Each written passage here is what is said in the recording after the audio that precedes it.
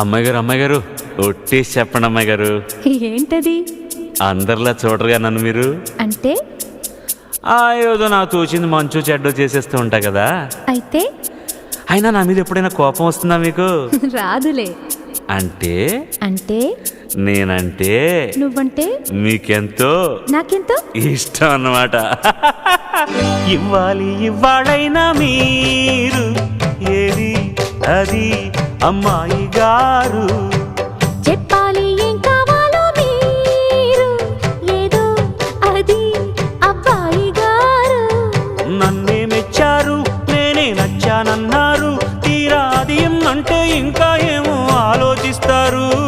చాలే నీ తీరు విన్నాళ్ళేమనుకుంటారు, అయినా అడిగేదానికి ఉందా లేదా ఏదో పేరు.